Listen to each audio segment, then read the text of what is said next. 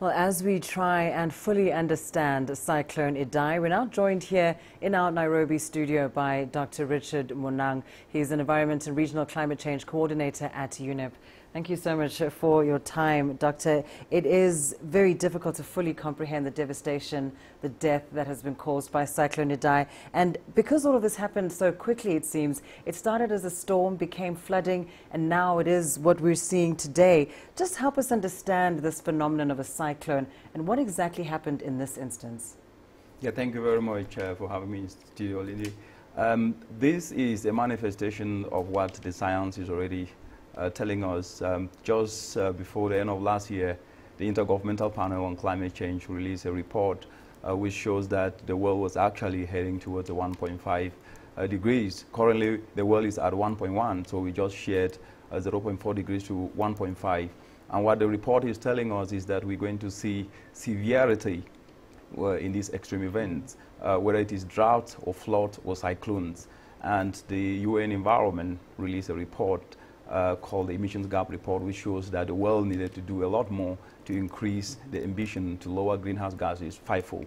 So when you look at what is happening with the cyclone in the southern African region affecting Mozambique, Zimbabwe, and Malawi, it is actually linked to the changing climate because the oceans are warming, and the warming oceans, from what the science is telling us, actually increases the energy, which then increases the wind speed, that increases the damage that this cyclone has actually caused in these countries. And more importantly, what is even more dangerous is that what the science is telling us is it's not only going to be these floodings, but it's also going to be drought.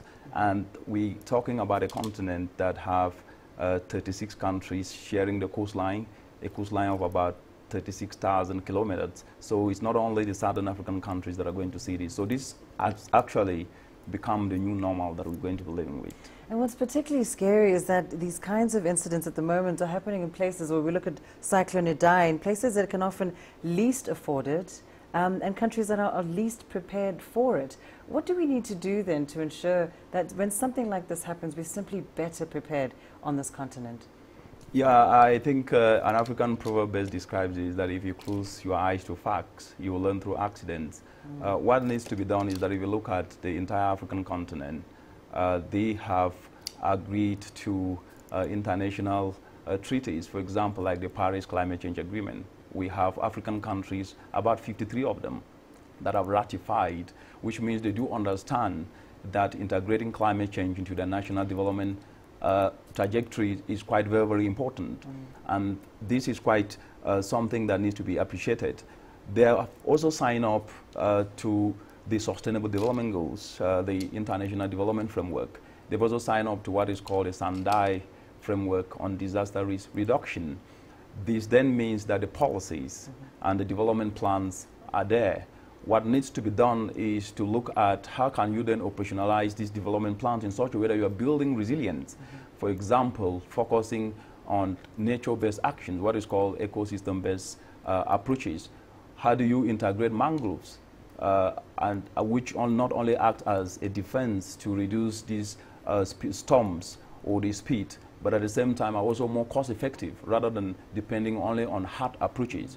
But the most important aspect is that if you look at Mozambique, the affected area is almost about 3,000 kilometers. And if you were to take just half a meter of the 3,000 kilometer area that has been submerged in this flooding, it could actually generate up to about 1.5 billion cubic meters. That then means, in as much as these storms are causing these disasters, rainwater harvesting, because what the climate science is telling us is that you are going to have severity of flooding, severity of drought.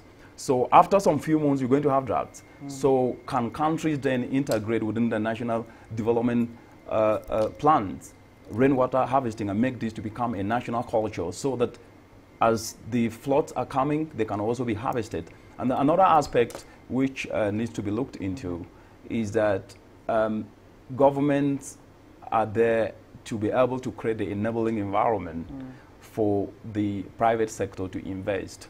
If you look, for example, the rainwater harvesting, developing the rainwater harvesting tanks are going to be done by the private sector. But that then means that there needs to be the enabling environment where policies are created and incentives are provided so that some of these actions can actually be taken up by individual citizens or the private sector to be able to create also enterprises, which is an opportunity that this changing climate presents. Indeed. I mean, it is the new normal, and only building resilience will save lives. Thank you so much, Dr. Richard Munang, joining us here in our Nairobi studio.